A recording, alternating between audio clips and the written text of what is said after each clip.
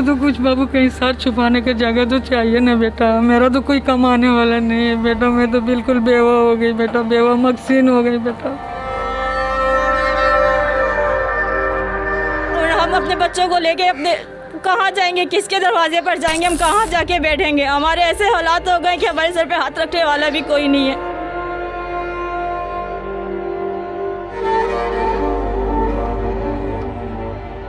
और हम क्या बोल सकते हैं बेटा, बस अल्लाह बेहतर करेगा मेरे साथ बेटा।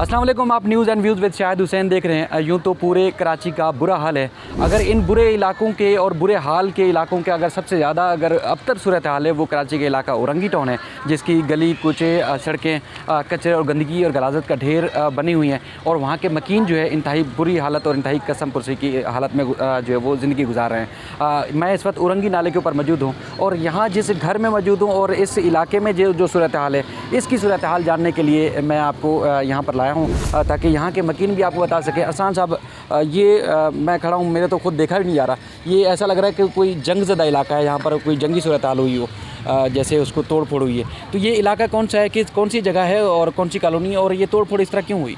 दरअसल सबसे पहले तो आपका बहुत शुक्रिया कि आप फर्स्ट डे से हमें कवरेज कर रहे हैं और मिस्किनों की आवाज़ या मज़लूमों की आवाज़ को आप आला हुकाम तक पहुंचा रहे हैं।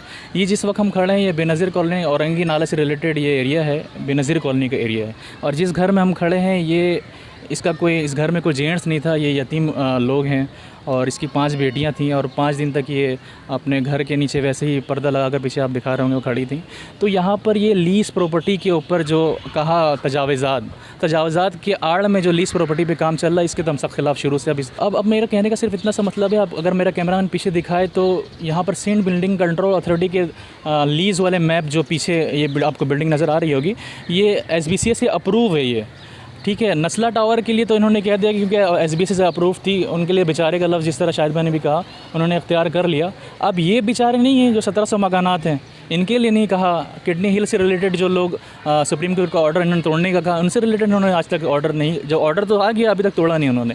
ये गरीब लोग, इनके कोई सुनवाई नहीं है तो इन्हें तोड़ा जा रहा है। मेरी सिर्फ आला हुकाम से ये रिक्वेस्ट है कि इन गरीब लोगों के बारे में कम से कम सोचें। रिहेबिलिटेशमेंट का जो प्लान है इनका, जो अभी सिंध गवर्नमेंट ने भी बनाया है, इसके ऊपर नज़रसानी करें और ये तोड़ने के बाद नहीं, जो कोशिश करें जल्द से जल्द करने की। जिस तरह हुकूमत की जानिब से पहले जो एक डॉक्यूमेंट्स में बताया गया है कि नाले की जो चौड़ाई थी वो 300 फुट थी, अब ये जब तोड़ फोड़ करनी है उसके बाद जो नया प्लान है वो 60 फुट नाले की चौड़ाई होगी औरंगी नाले की, और उसके बाद फिर दोनों तरफ 30-30 फुट रोड होगा, फिर 5-5 फुट की फुटपाथ भी होगी। लेकिन इस नाले की अगर सूरत हाल हम देख रहे हैं तो यहाँ तो 20-25 फुट टोटल नाला है। तो ये किस दौर में किस पार्टी ने और किन लोगों ने यहाँ पर इतने चौड़े नाले को छोटा कर दिया और उसके बाद लीज दे दी और यहाँ लाखों लोगों को आबाद कर दिया? देखिए, जिस तरह जो जजमेंट आई थी सुप्रीम कोर्ट की, इस हवाले से मैं रोशनी दूंगा आपको कि उन्होंने कहा कि ये जो नाले की ज़मीन पे बैठे हैं ये बिल्कुल इसके बरक्स बात है।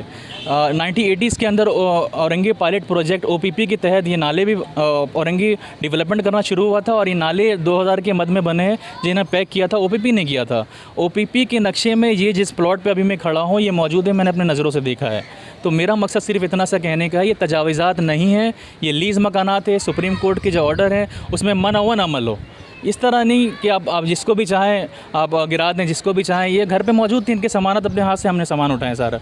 गरीब की आह को समझें, अल्लाह हम गरीब की आह को सुन लेगा तो फिर आप लोग कोई नहीं बचेगा यहाँ पर।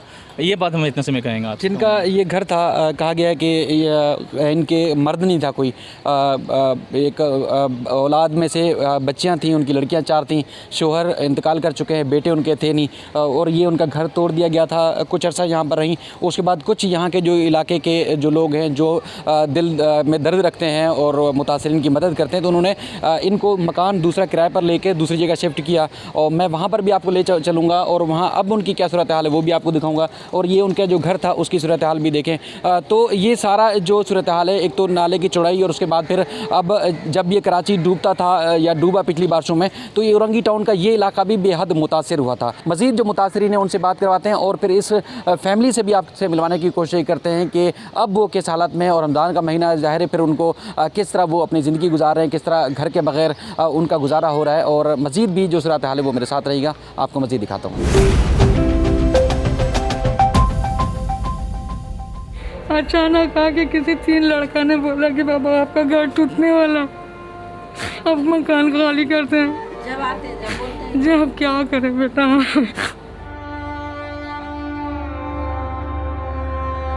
हमको तो कुछ बाबू कहीं सर छुपाने की जगह तो चाहिए ना बेटा। मेरा तो कोई कमाने वाला नहीं है बेटा, मैं तो बिल्कुल बेवा हो गई बेटा, बेवा मकसीन हो गई बेटा।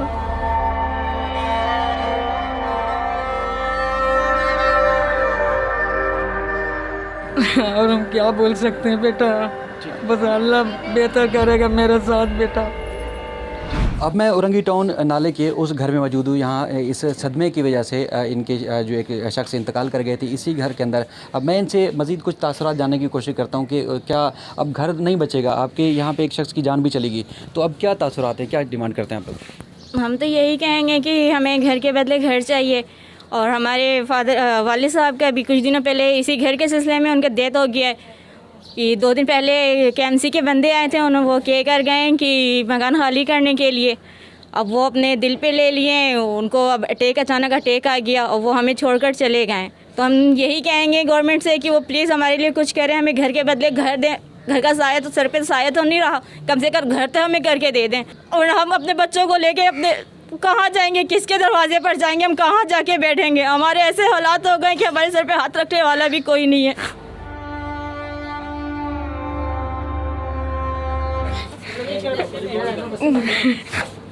मेरे एक बड़ा बेटा है एजाज निसार अहमद, उसके तो सर का साया ख़त्म हो गया ना बेटा, और बच्चे लोग के भी सर का साया ख़त्म हो गया इसी घर का चक्कर में बेटा।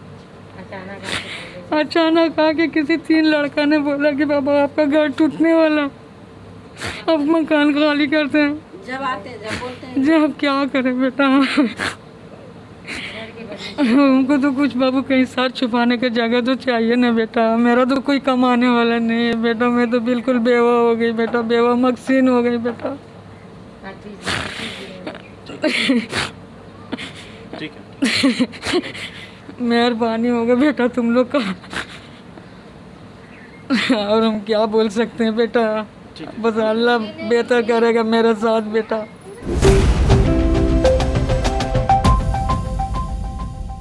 जी, इस वक्त मैं उस फैमिली के साथ मौजूद हूँ जिसका कुछ अर्सा पहले मैंने जिक्र किया था कि एक ऐसी लावारिस फैमिली जिसका कुछ अर्सा पहले उन्होंने यहाँ मकान लिया था औरंगी नाले के ऊपर। अब ये मकान इनका टूट चुका है और ये फैमिली अब कहाँ शिफ्ट हो गई है और यहाँ पर ये वापस अपने इस घर को देखने के लिए आए थे जो बच चुका है थोड़ा सा। तो अब मैं इनसे जानने की कोशिश करता हूँ। ये बताइएगा कि आपका ये मकान जो था कब लिया था, अब कहाँ चले गए आप लोग? ये 5 साल पहले लिए थे मकान ये, लेकिन मेरा मकान नहीं था, मेरे सब रिश्तेदारों मिल के दिलाया। मेरा तो शौहर है ना बेटा है, तो इसी में गुजर बसर इसी में कर रहे हैं। लेकिन आप बताइए ना, तोड़ दिया है तो कभी कहाँ किराए के घर में किराया कहाँ से देंगे? अभी तो हम लोग चले गए किराया, फिर 10,000 किराया है, कहाँ से देंगे बताइए? घर तोड़ा है तो हम लोग को घर तो मिलना चाहिए ना, घर के बदले घर। आपके साथ कौन रहता है और फैमिली में कौन कौन है? 5 बेटी है मेरी, बस सर कोई नहीं। बेटियाँ क्या करती हैं आपके साथ? क्या एक बेटी शादीशुदा है, वो फैमिली रहती है, वो भी रहती है। और 3 बेटी घर में नग का काम करती है, घर इसी से चलता है। बाकी सब रिश्तेदारों मिल के थोड़ा थोड़ा करके देते तो हम लोग खाते हैं। घर के बदले घर चाहिए मुझे। अब कहाँ रहेंगे, लड़की लोग को लेकर रोड में रहेंगे, बताइए ना कहाँ रहें? अभी मकान चले तो गए, महीना कहाँ से देंगे? टेंशन में हम लोग रोज़ा रख के सुकून नहीं मिल रहा है कि कहाँ जाएँ क्या। अभी बोले हम लोग ना दौड़ के आए, चलो कुछ हो जाएगा, सद हुकूमत कुछ करे, इसीलिए हम लोग दौड़ के अभी आए।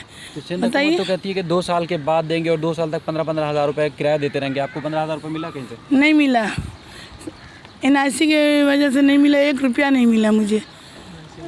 नहीं NIC, एक चेक कुछ नहीं मिला। बताइए, 1 रुपया नहीं मिला हमको। घर भी तोड़ दिया इतना आसानी से, कहाँ जाएंगे बताइए? हुकूमत तो घर भी नहीं देगा, पता नहीं मिलेगा कि नहीं मिलेगा। मेरे शौहर की भी तबीयत ख़राब है, बीपी हाई हो रही है, घर के बदली घर चाहिए मुझे, ये तोड़ना मांग रहे हैं। ये तो घर टूटेगा कह रहे हैं कि नदी हाँ। की इसमें जद में नहीं तो मुझे घर दे फिर तोड़े आप। ये नदी के जद पे आए तो नदी की जज पे आए तो घर दे, वो घर देने के बाद तोड़े। आप लोग यहाँ कितने अरसे से 30 साल 40 साल से हम लोग। तो ये मकान लीज पे लिया था? हाँ लीज पे। लीज कैसे किया उन लोगों ने? जी। लीज कैसे किया? और बिजली का बिल 2-2 लाख 3-3 लाख रुपए भरे किस्तों करके, तो कैसे किए लीज वाले लोग? ये बताए ना मुझे। उसी टाइम बोल देते लीज नहीं करेंगे, ये नाले का जगह है तो दूसरी जगह हम ले लेते। घर टूट रहा था, वाली साहब का इंतकाल हो गया, वो टेंशन में चले गए बड़े भाई। सही है, अब हम लोग छोटे छोटे भाई बहन कहाँ जाएंगे ये घर छोड़ के? जब तोड़ देगा तो हम लोग का सर से तो छाया चला जाएगा, सबसे बड़ी बात। तो अभी हम लोग क्या करें बड़े भाईजान, ये बता दो कोई हल। हुकूमत से जब ये आए थे ये बात करने, किसी से आपने मुतालबा किया हो? अब क्या मुतालबा करते हैं? मुकालब किया था लेकिन बोला था उसने हमारे को कुछ नहीं बोला, भाई ने कोई घर के बारे में भी नहीं बोला। हमने बोला घर के बदली घर दे दो हमारे को भाई, सर छुपाने के लिए घर तो दे दो, तो उसने कोई ऐसा बात नहीं किया बड़े भाईजान। जिनके घर टूट चुके हैं वो इंतहाई कसम पुरसी की ज़िंदगी गुजार रहे हैं, और जिनके घर टूटने हैं वो इंतहाई खौफ के आलम में मुब्तला हैं। मैंने अपनी इस रिपोर्टिंग की कैरियर में आज तक इस तरह जज्बाती मनाजिर नहीं देखे, और ना ही कभी मेरा दिल इस तरह इस सूरत हाल को देख कर कांपा। मैं जो मुखिर हजरात हैं, जो साहिब इख्तियार लोग हैं, उनसे अपने इस प्लेटफार्म के ज़रिए अपील करता हूँ कि जो मुतासरीन जिस तरह के जिनके घर में अमवात हुई और जो फालिज की मरीज़ें हैं और जिनके सर पे ना कोई मर्द का साया है, शोहर का इंतकाल हो चुका है और उसके बेटे हैं नहीं, 5 बेटियों की वो वालदा हैं और ख़ुद फालिज की मरीज़ है, और अगर कोई मुखिर हजरात इनकी मदद करना चाहता है, इमदाद करना चाहते हैं, तो कमेंट्स बॉक्स में इनका फ़ोन नंबर मैं दूंगा, वो आप ख़ुद बराह रास्त इनसे मिल के मदद कर सकते हैं। लोग बार बार हुकूमत वक्त से यही अपील कर रहे हैं कि जो अदालतों के हुक्मनामे हैं उसके मनवान अमल दरामद करके पहले इनको सेटल किया जाए और उसके बाद ही इनके घर तोड़े जाए, ताकि दीगर जो यहाँ पर शहरी होंगे वो भी सुकून की ज़िंदगी गुजार सकें। इससे पहले जिस तरह बरसात में शहर डूब गया था, वो शहर ना डूबे बल्कि दोनों को सेटलमेंट हो सके। मैं मज़ीद भी इस सिलसिले में आपको अपडेट करता रहूँगा। आप देखते रहिए news and views with Shahid Hussain.